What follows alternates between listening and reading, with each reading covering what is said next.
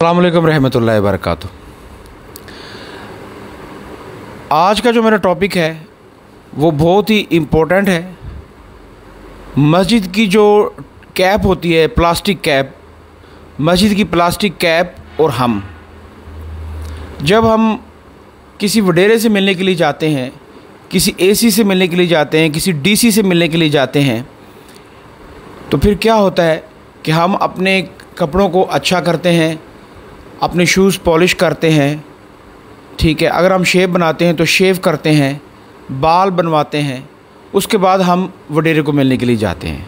और जब हम अल्लाह से मिलने के लिए जाते हैं तो क्या करते हैं कि मैले कपड़ों में चले जाते हैं और मस्जिद की कैप, जो प्लास्टिक की कैप होती है, हमें ये भी नहीं पता कि वो कैसा प्लास्टिक उसमें यूज़ हुआ है, वो प्लास्टिक की कैप हम सर पे पहन लेते हैं और हम लोग अल्लाह के हजूर खड़े हो जाते हैं।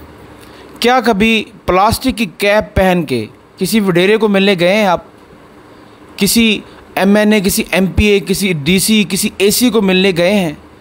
क्या आप जा सकते हैं मस्जिद की कैप पहन के किसी वडेरे को मिलने जा सकते हैं? यू कांट इमेजिन, आप ऐसा कभी नहीं कर सकते। अब मैं आपके सामने आया हूँ, कैमरे के सामने आया हूँ, मैंने वॉस्कोट पहनी है, मैंने बाल बनाए हैं, मैंने घड़ी पहनी है, तो ये एक मतलब गेटअप होता है।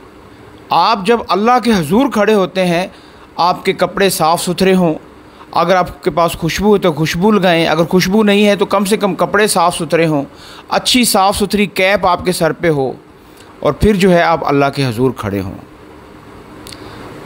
आपका राब्ता उस खालिक़े कायनात से हो रहा है जो दो जहानों का खुदा है।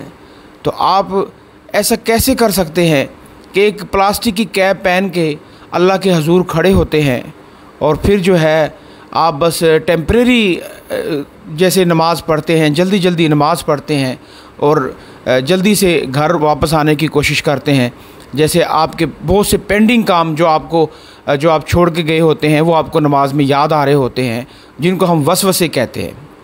तो ये नमाज को इत्मीनान से पढ़ें, सुकून से पढ़ें। जब आप नमाज को सुकून से पढ़ेंगे आपके दिल को सुकून मिलेगा। जब आप जल्दी जल्दी में नमाज़ पढ़ेंगे आपके दिल को सुकून नहीं मिलेगा।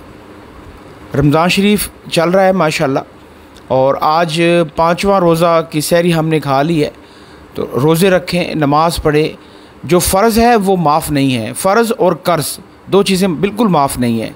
तो रोज़ा रखने से आप कमज़ोर नहीं होंगे, रोज़ा रखने से आपको सेहत मिलेगी। इंशाल्लाह हम एक प्रोग्राम भी लेके आ रहे हैं रोज़े के हवाले से, रोज़ा और सेहत। तो देखते रहें हमारा यूट्यूब चैनल।